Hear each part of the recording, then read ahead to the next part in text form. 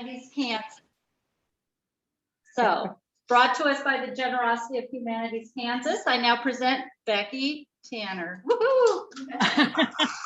Well, again, thank you guys. I know this is a bit unusual. I don't know if ever you guys have had worst case scenario days where everything has happened.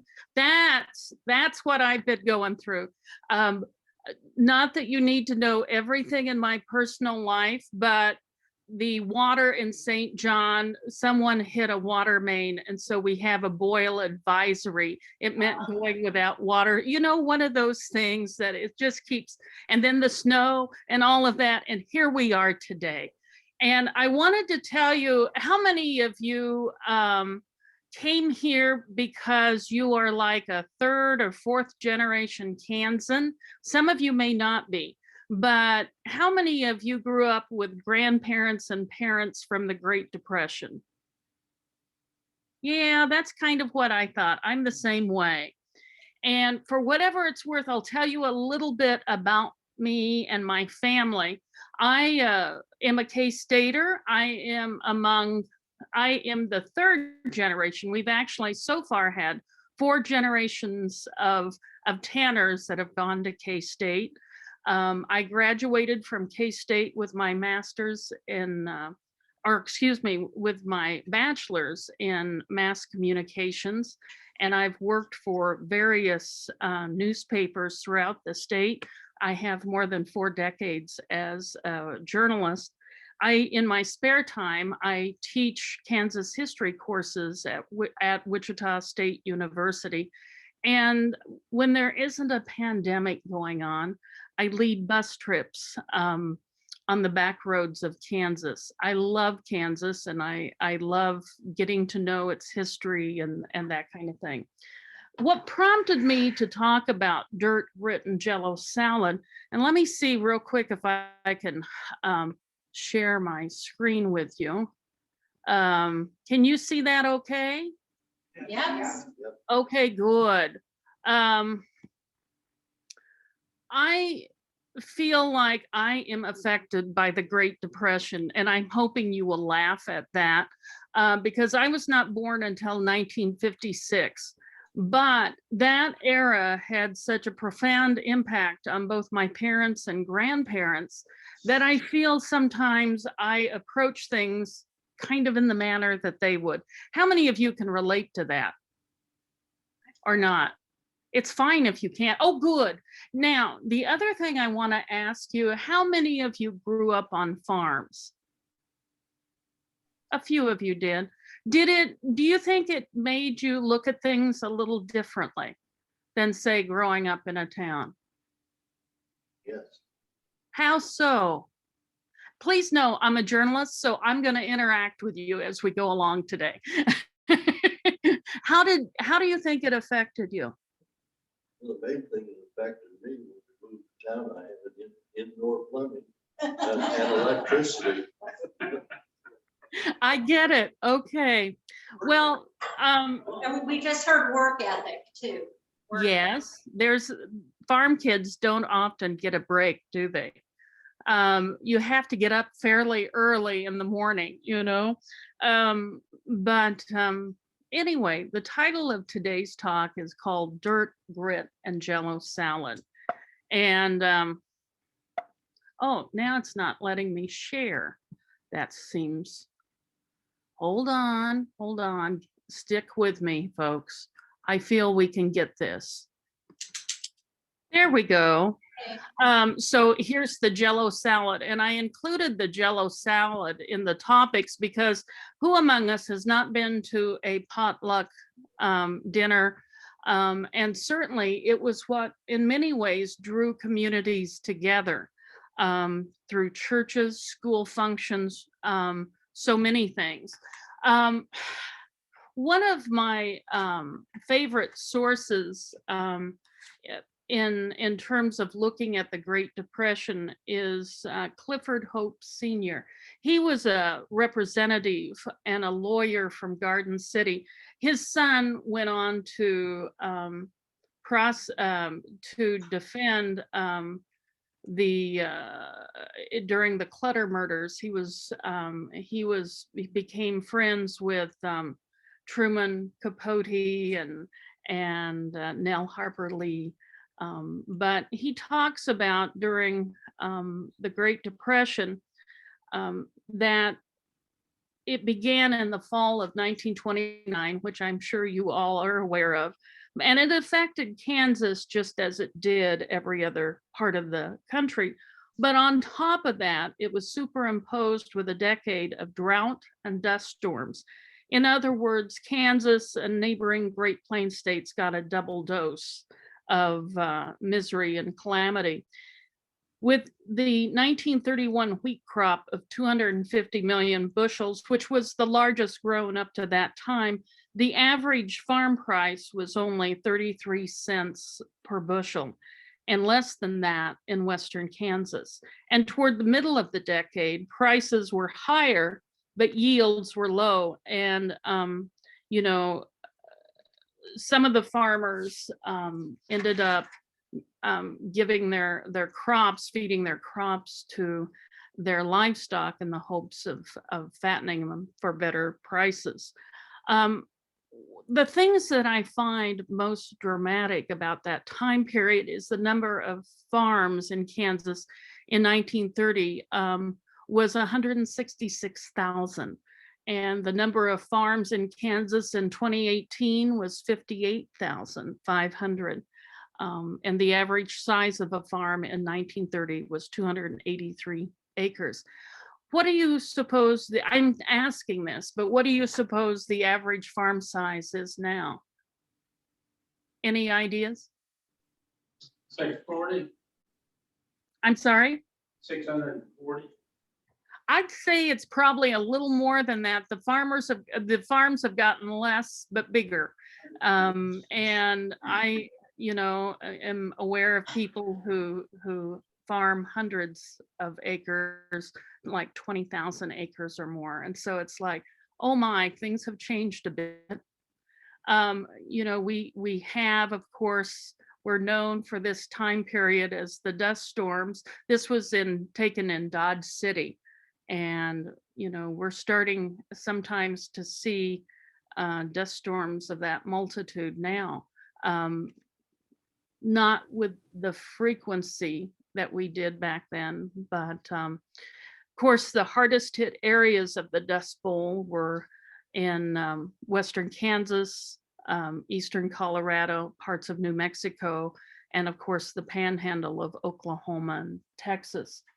The sense of humor that was sometimes shown, I think, is pretty remarkable. You know, Kansans have a way of exaggerating humor and problems. And there were a couple of jokes from that time period. The dust was so thick that a prairie dog was seen burrowing 10 feet in the air. And another concerned a man who was hit by a raindrop, and they had to throw a bucket of sand in his face to revive him. So I think those are pretty good cases there. But, you know, as a journalist, but also as someone who studies Kansas history, one of the things that I have noticed not only in personal journals, but also when I talk with farmers, I am a fourth generation farm kid. And when I talk with farmers and farm families, you know, the historian Craig Miner often called farmers next year people. Have you ever heard that term? It means next year, hopefully we'll get more rain, we'll get more crops, things will be better. And I love this quote from Ada Buell Norris. In 1941, she wrote in Kansas Magazine, "Why do we stay? In part because we hope for the coming of moisture, which would change conditions so that we again would have bountiful harvests. And in great part because it's home. We have reared our family here, and we have many precious memories of the past." I think a lot of Kansans can relate to that. And certainly they can relate to, you know, that sense of just how overwhelming the dust storms could be. One of the largest was on May 10th, 1934, and it's commonly referred to as Black Sunday. But it showered dust on the Capitol, on the desks in the Capitol building and in the White House. And it required a different way of looking at the land. You know, when we look at photos from the Great Depression, we look at the dust, we look at just the harsh living conditions people went through and the ingenuity it took to survive that. Again, in Western Kansas.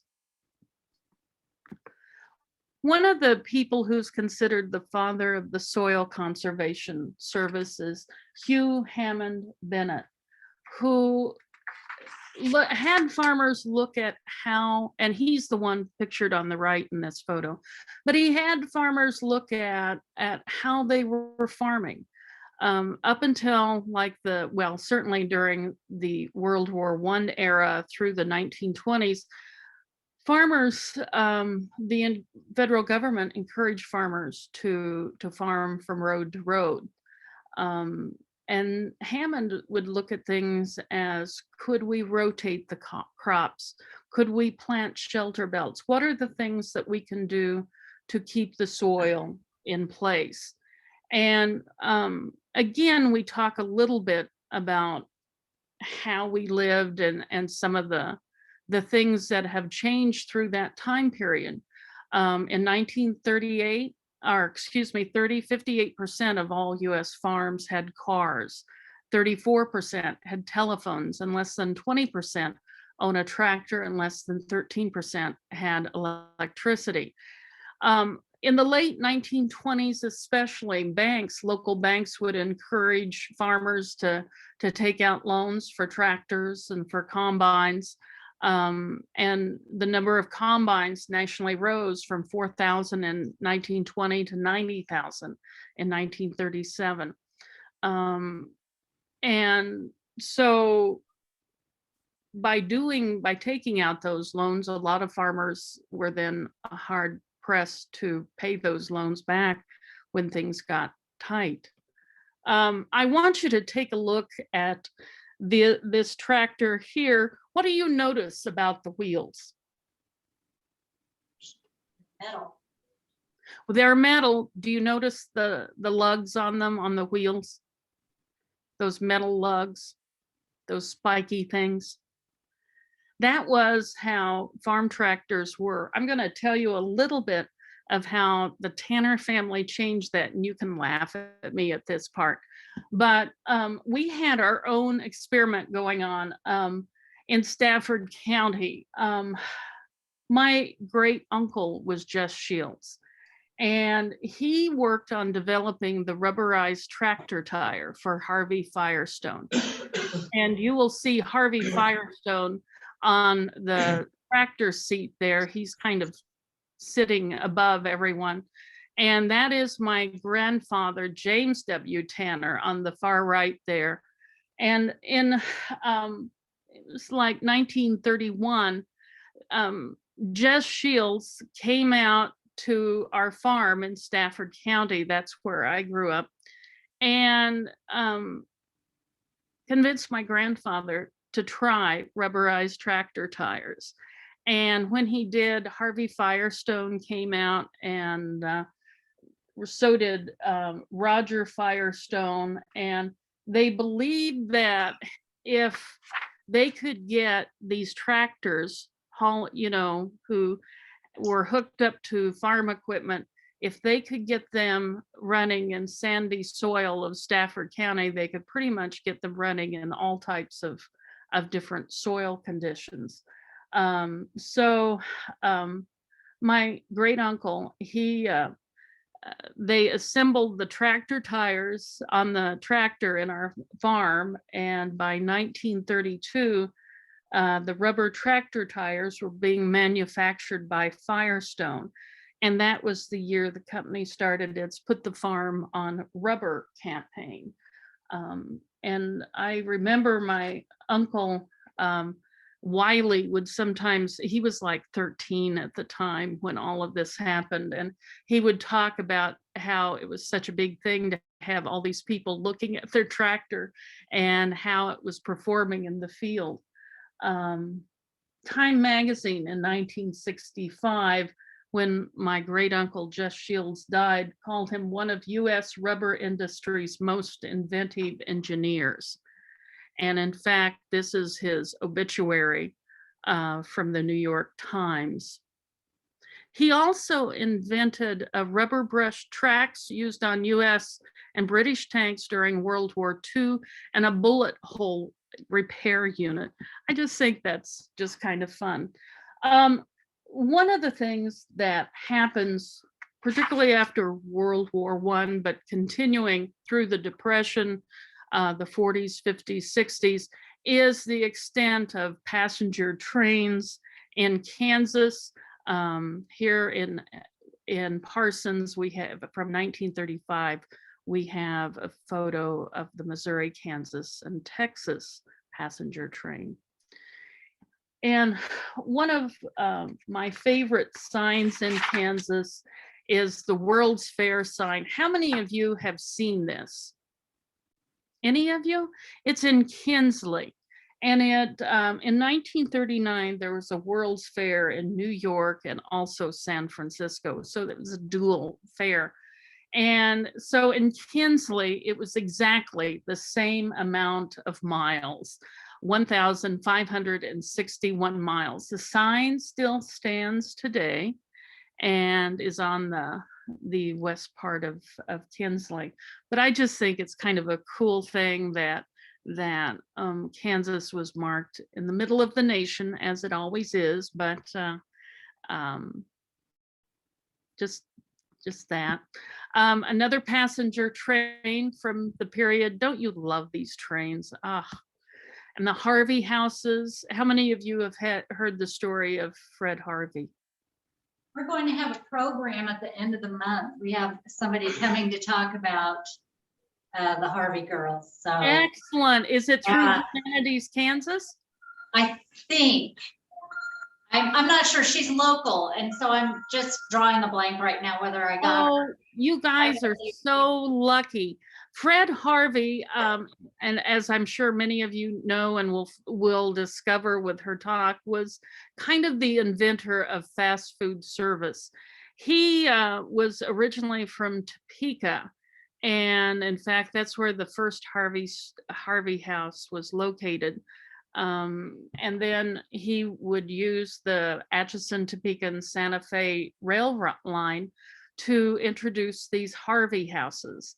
And up until then, there really was no uniform service throughout the nation. He expected his employees, the Harvey girls, to dress appropriately in uniforms. They would serve customers in a timely manner, and they would serve good food. And so that's some of the things that he introduced, and it became very popular from like I'm going to say late 1870s up into when some of the last ones closed in the 1960s. I think there is still one by the Grand Canyon that still functions today. They were known for their incredible menus and good food and good service. So in Kansas during this time period, we have a number of things that are going on. Certainly Kansas was the first state in the nation to begin prohibition. And although it only lasted 13 years nationally, in Kansas, it lasted more than a century. It began in 1880 when Kansas ratified its constitution. We had prohibition from 1881 to 1948, longer than any other state. And some people will contend we had it up until 1986 when we began to get liquor by the drink in bars and restaurants. Casinos, we had that too, beginning in the 1980s. And how the Women's Christian Temperance Union, it still exists. They still have a booth at the Kansas State Fair, all of those things. The lower right-hand photo is of the tunnels in Ellenwood and how they were kind of rediscovered in the late 1970s, early 1980s. And I wrote stories about them, about how those were the underground saloons and sin businesses, if you will, that were placed underground so that people coming through would see that Ellenwood, it had all of its finer businesses above ground, but the sin businesses were located below ground. During this time period, one of Kansas's most, I would gonna say, popular citizens, and that's only because he was well known. He had his own radio station, KFKB, which stood for Kansas First, Kansas Best. He broadcast out of Milford, Kansas. He began doing goat gland surgeries in the late 1910s. And continued up into the 30s. And he had his own radio show where he dispensed medicine over the radio. How many of you have heard of Dr. John Brinkley? I'm hoping you have. Oh, yes. Okay, good.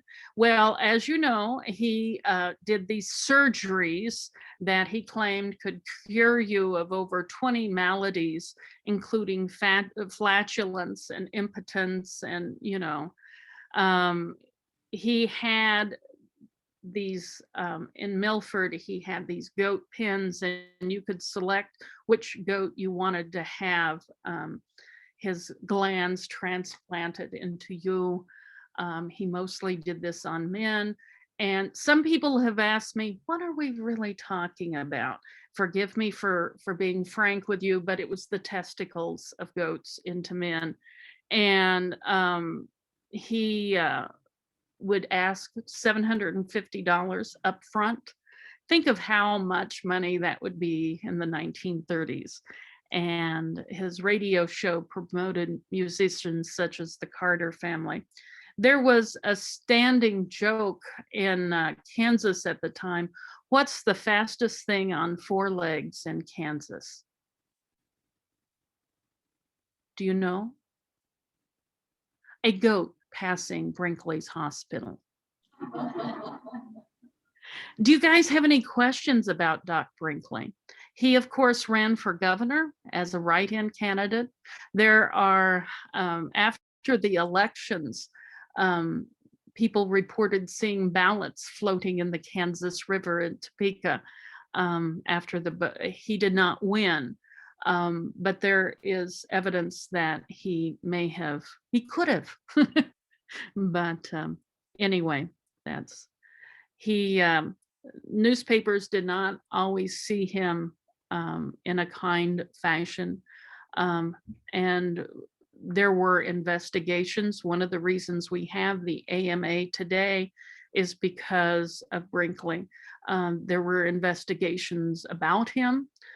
He is also one of the reasons we have the FCC, because of his broadcasting and how he did not always follow broadcasting rules. But at this time, we also have the golden age of radio. And it was so important that the 1930 census asked if each household had a radio. And of course, this was the beginnings of shows starring Jack Benny, George Burns, Bing Crosby, and all of them.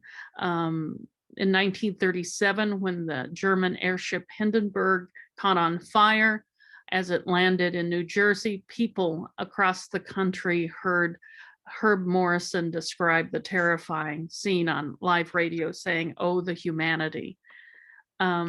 We get to the point where in the 1930s, many of you already know this, that we had jackrabbit drives.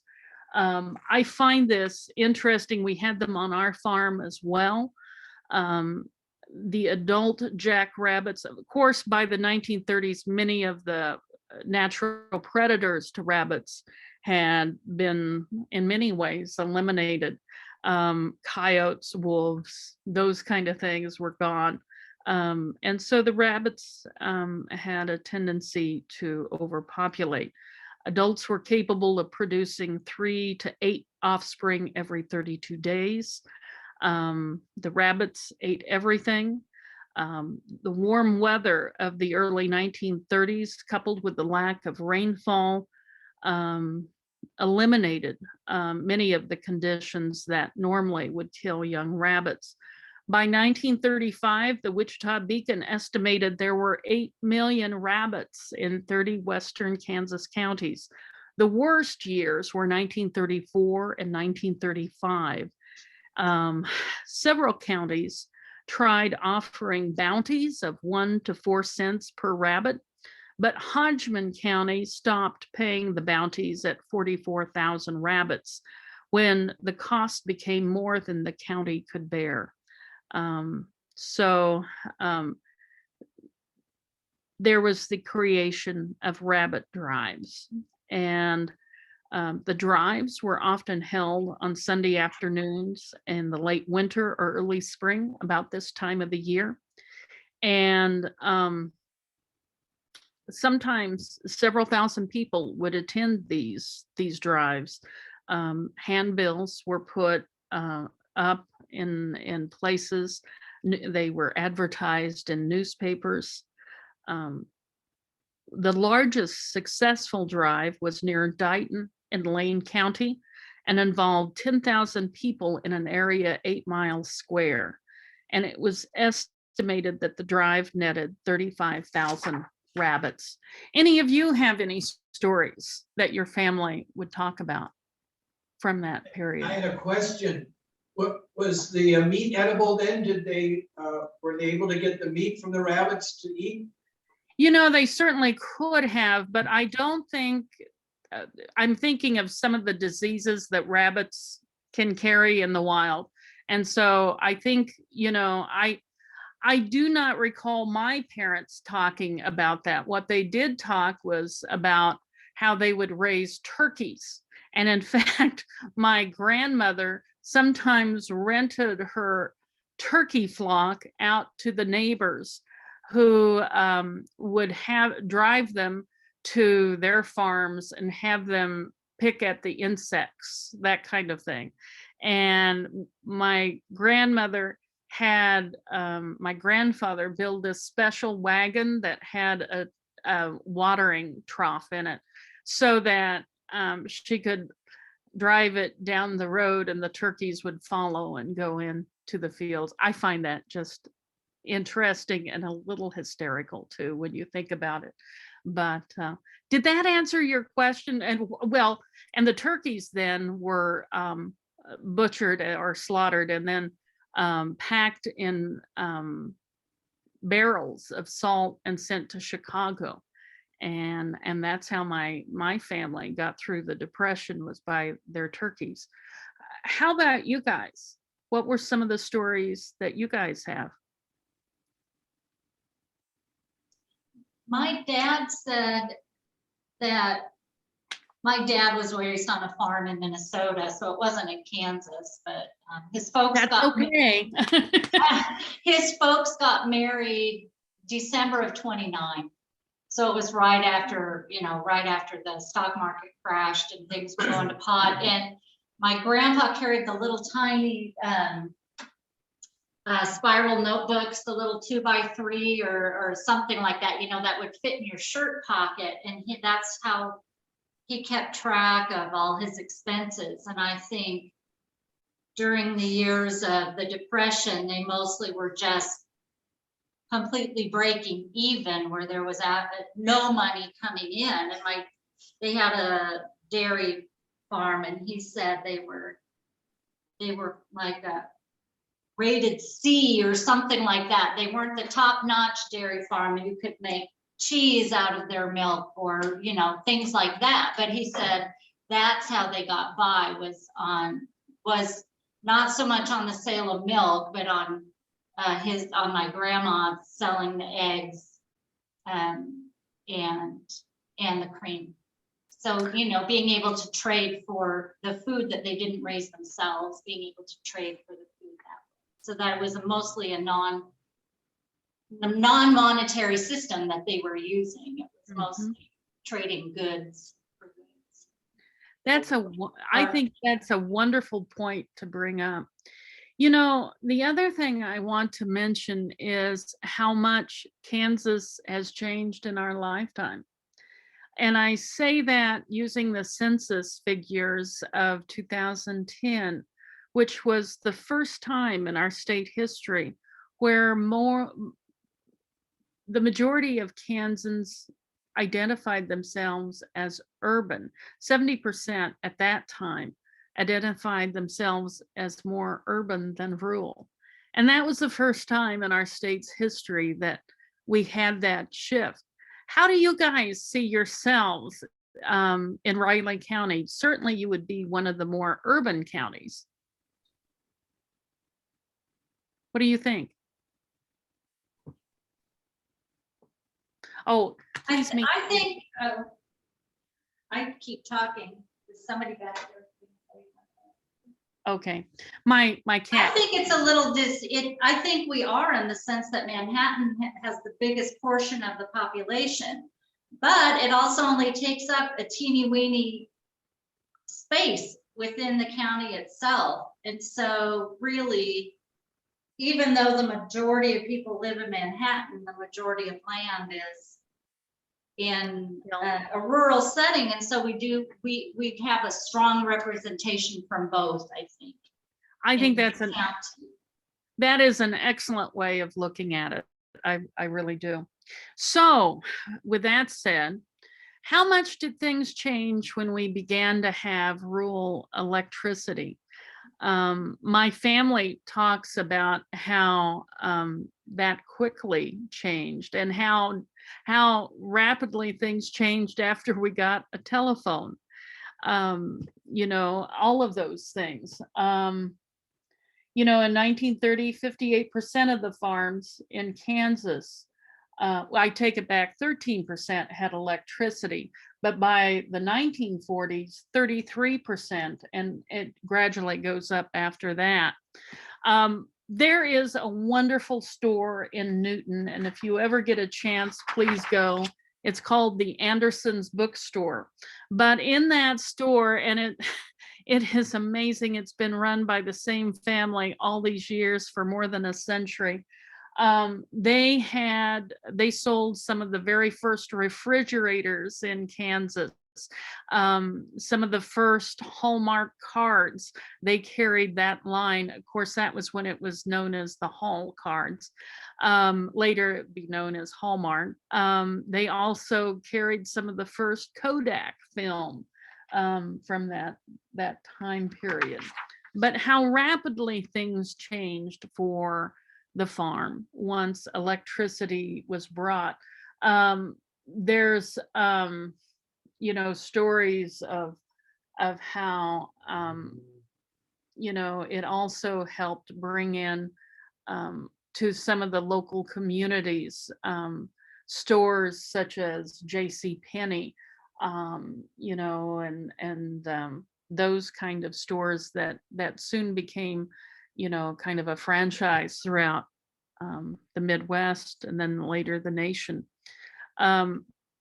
You cannot go through the 30s without talking about the Newt Rockne plane crash that happened on March 31st, 1931 in the Flint Hills near a little community called Bazaar. What is, I think, so fascinating is that even today, people on major anniversaries of that date will sometimes still go out to the crash site and throw a football or two to one another and have an observation about the lives that were lost, and also the just a tribute to the people and football and all of that. George Washington Carver, he, of course, invented many uses for the peanut. He homesteaded in Kansas, out in western Kansas, and has a lot of ties to Kansas through as starting in Fort Scott. He graduated from high school in Minneapolis, and just some of the things he has done. Of course, Amelia Earhart was one of the more popular Kansans again. It's been more than 8 decades since she disappeared, and she is still one of the most sought after Kansans in the state.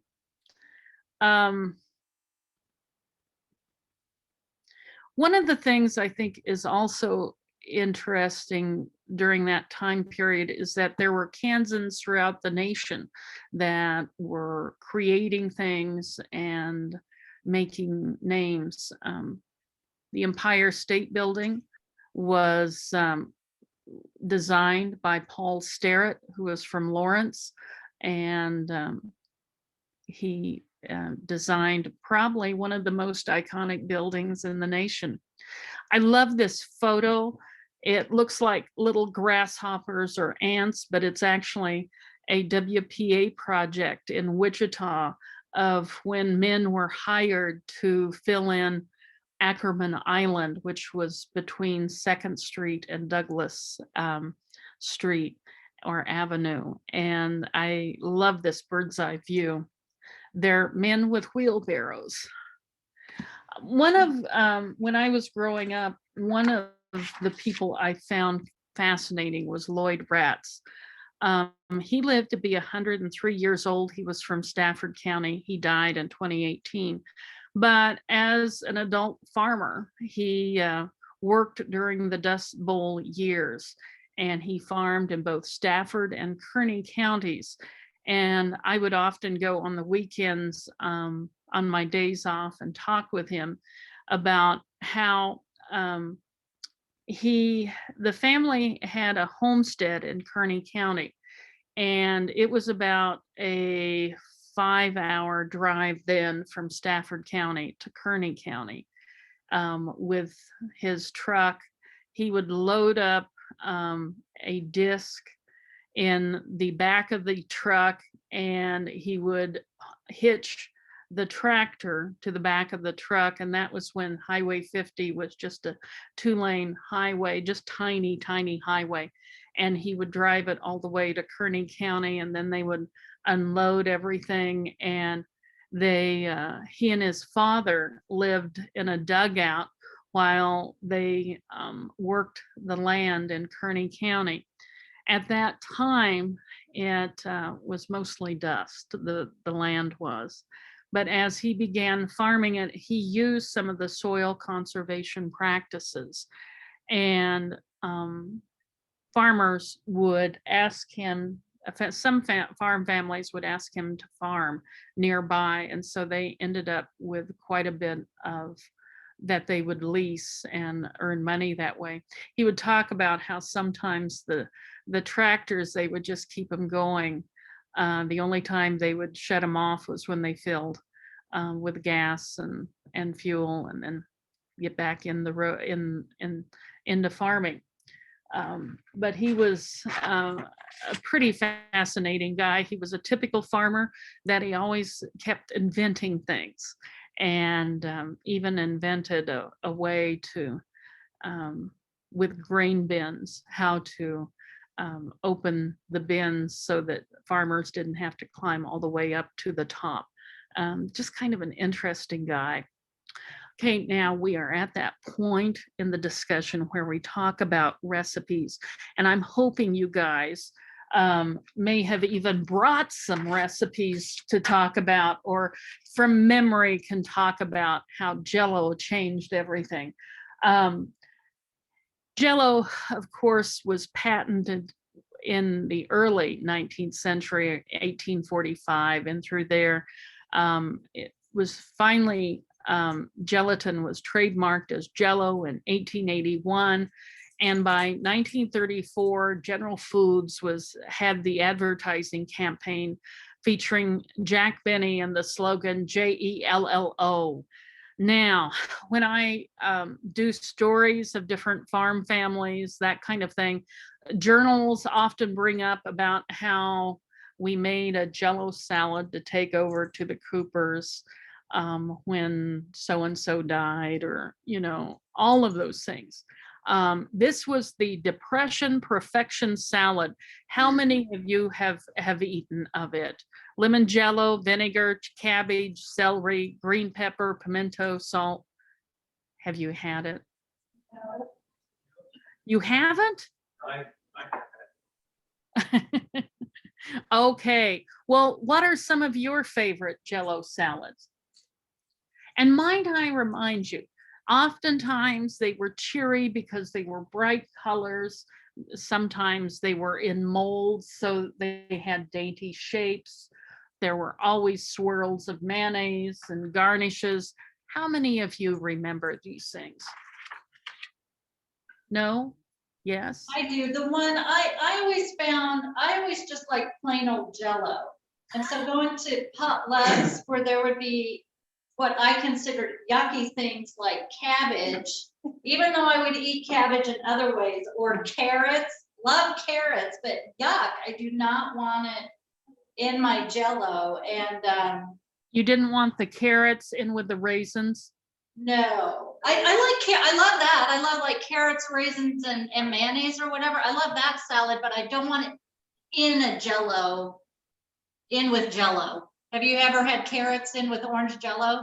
I have. Now, I Yeah. am thinking of the family reunion we had where one of my aunts mistakenly put horseradish in for the mayonnaise. No. And I'm just saying that was a great betrayal. That's I'm just remembering that. But one that I like, it's not a Jell-O, it's not where you, make the package of Jell-O so that you put it in a mold and make it all pretty.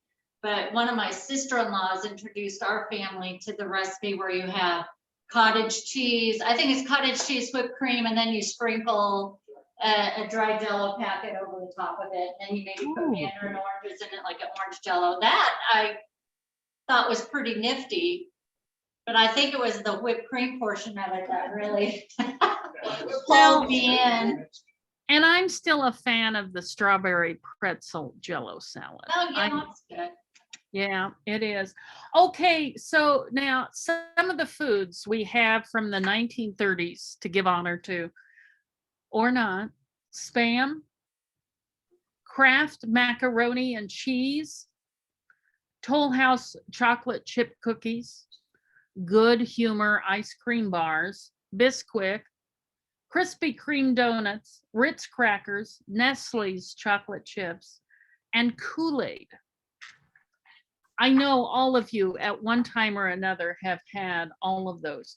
There are times when I still fix a meal that my mom used to fix, and that was, she always called it the poor man's meal. My hunch is you probably had it too, but that's where you may saute like onions, potatoes, some form of meat. It might be hot dogs, hamburger, whatever. And just kind of just fry those up. And so how many of you have had that? Just one? Two. Two, okay. Would you, now that I've described it to you, would you have it? Oh, yeah. Okay. And of course, it was popular to fix cream chipped beef, the Hoover stew, which was you sliced, well, you had a broth, and then you put in a 16-ounce box of noodles. I'm so sorry, my clock is chiming. You put in noodles like macaroni and spaghetti, and then you sliced up some hot dogs, and then added a couple of cans of stewed tomatoes and a can of corn or peas or both. Does that sound familiar? No? Okay, that's fine. Would you eat it? No. Okay, well, I'm getting on with my story. So wanted to talk with you a little bit about how the 1930s introduced us to the War of the Worlds and an increase in UFO sightings. Of course, the radio drama took place in 1938, and it was broadcast over radio, and there were people who were concerned that we were really being invaded by the Martians. One of the things I think is so fascinating about Kansas is that we have these contributions to, if you will, outer space. And I'm saying that not just into, you know, Hutchinson is known for its cosmosphere and all that kind of stuff, but beyond that, we have like Brenham meteorites that fell near Haviland. Oh my gosh, about 800 to 1,000 years ago. And some of these meteorites were used by Native Americans in making jewelry. Some of them are very expensive now. These meteorites, there was a time during the early 2000s when I did stories for the Wichita Eagle of farmers going out in their fields and with metal detectors so they could detect where more meteorites were located in their fields in Kiowa County. Of course, one of the largest of these meteorites is in Greensburg in the museum there. When the Greensburg tornado happened, it moved the meteorite just a little bit from its location in the museum. They've since brought that back into a new museum. But some of these are very expensive meteorites today. There was, of course, in the 1930s, that was when Clyde Tombaugh had discovered what for many years has been debated. He named it Pluto. Is it a planet? Is it a subplanet? All those things. He grew up in Burdett, Kansas, and became an important person with the department at the University of New Mexico. He was friends with a guy from Wichita, Lincoln La Paz, who both Clyde Tombaugh and Lincoln La Paz were called in by the federal government to investigate Roswell, New Mexico. And so here, these guys, the guy on the upper right-hand corner is Clyde Tombaugh, and then Lincoln La Paz. And of course, that's one of the Brenham meteorites. So there was all of this. I want to say I'm sometimes do radio segments for public radio in Wichita, KMUW. Just recently went out to Geneseo, Kansas, where the local museum is developing they've already developed, it's on permanent display now, an exhibit on UFOs.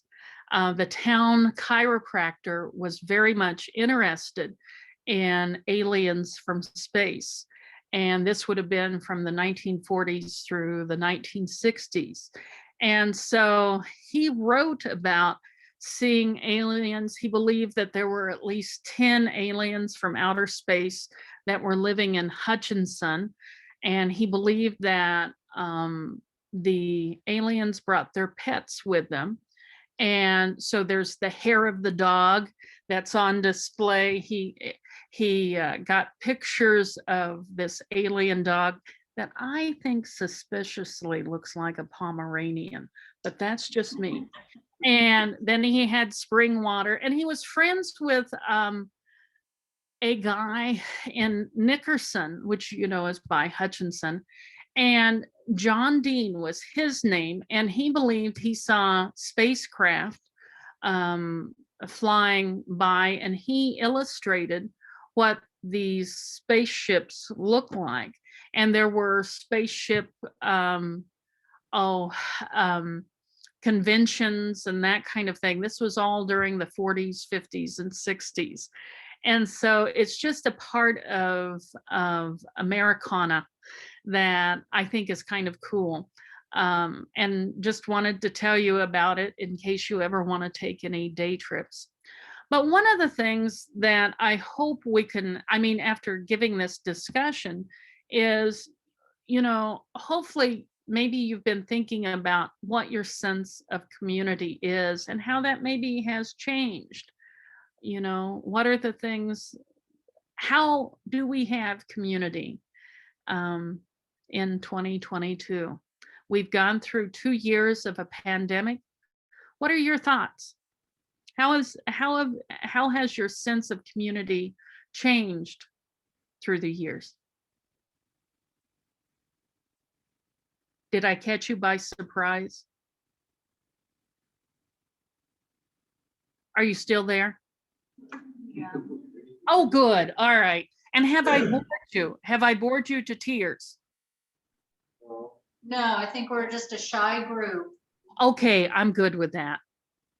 I think it has been tough. I'm speaking as somebody who was lucky enough to continue working through the pandemic. I didn't have to, so as an employee of the senior center, it was a new job for me at that point. I hadn't even been here 6 months when we had to completely shut down, and I just kind of gotten my footing underneath me in the job and was feeling really great about everything, and at least regarding work and getting to know a new group of people. And it really did feel like the rug was pulled out from under me at that point. And I know it was tough on people, but as far as how it changed how we feel about community, that one, it's been wonderful to have the doors of the building only be shut for maybe about 5 months, I think is how long we were shut. But still, it's tough because we're rebuilding. It's in a sense, it feels like we're rebuilding that community here and letting people know that we still exist and that we're here if they ever want to get out again. And I don't know. Yes, and yeah, we've got the comment back there. There's still so much uncertainty that it feels a little shaky sometimes, doesn't it? Yeah, about what's happening, what's going to happen. In the 1930s, community was sometimes found in churches and schools. Where is it found now? Has that changed? Are we doing things more on the internet? I don't mean to lead the discussion, but where is your sense of home? I think it's still, with your church. They have opened back up, most of them, so it's back to what used to be. And I think there's more appreciation when you do get into a community setting. Mm-hmm. And especially not having to wear a mask. Oh, isn't that wonderfully freeing? Yeah, it was very freeing. I feel like I'm still sneaking around. I feel like when I get out, I think, oh, Okay, no, it's okay. I don't have to worry about it. I know. I mean, we talked a little bit about rural and urban, but what are our shared values? What drives us together and what drives us apart?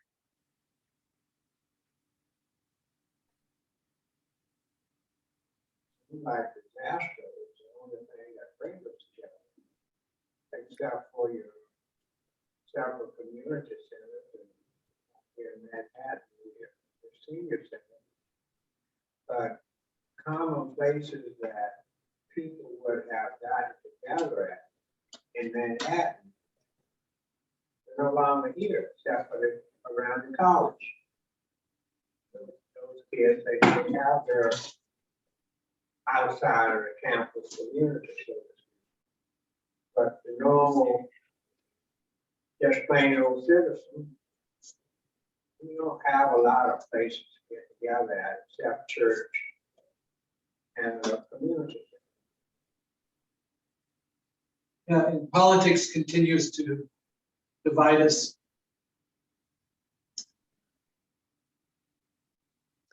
Where do you think it's most apparent? I mean, how do you feel those things that drive us apart? Is it on Facebook? Is it on, I mean, where do you sense it? Social media. Oh, the media. Social media is what she said. Okay. I was starting to get my hackles up because I was a journalist. I hope you don't think all journalists are bad. I don't know. But you're right. Social media, definitely. What else? Politics and worship in DC. Good point. So what is the strength in rural communities? And then I'm going to ask, what do you think the strength is in urban? Are we different?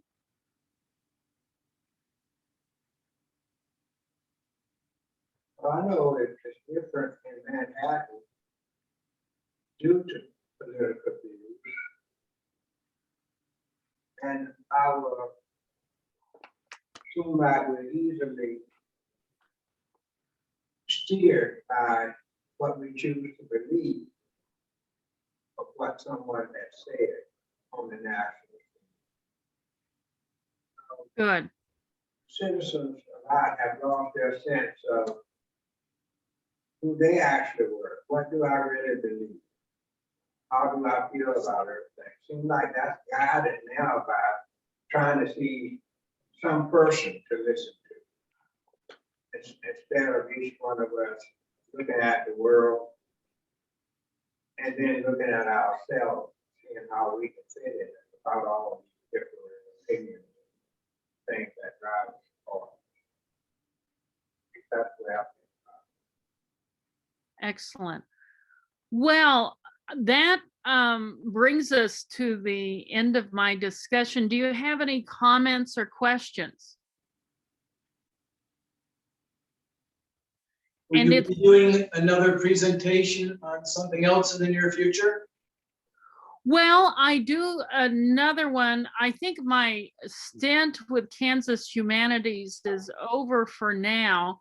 I'm gonna have to reapply to get on the next gig, but I have been doing one called Kansas and Literature, and it's about some of the famous different authors from Kansas, and you know, what they have contributed, that kind of thing. And so that's kind of a fun one for me to do. Was that what you had in mind? Yes, I'm from Minnesota, just wintering here. So it's very interesting to find out more about Kansas and the history here. I love Minnesota. There's some great people from Minnesota. Well, you know, we talk about Minnesota nice, but I think you're nicer down here in Kansas. Well, I've heard that too, but I haven't heard we're any nicer than the Minnesotans. So, but yes, good point. Good point. So, all right, any other questions or comments? You guys, thank you so much for putting up with me today. I feel like a lot happened, and I'm so glad I was still able to Zoom with you, and it has been an honor. Thank you. And anytime, feel free to give me a call or shout out. I'd love to hear from you. Thanks, Becky. All right. Enjoy your salad. Yeah. All right, I will. I will. You guys take care. Bye-bye. Bye. Thank you, everybody, for sticking with us through all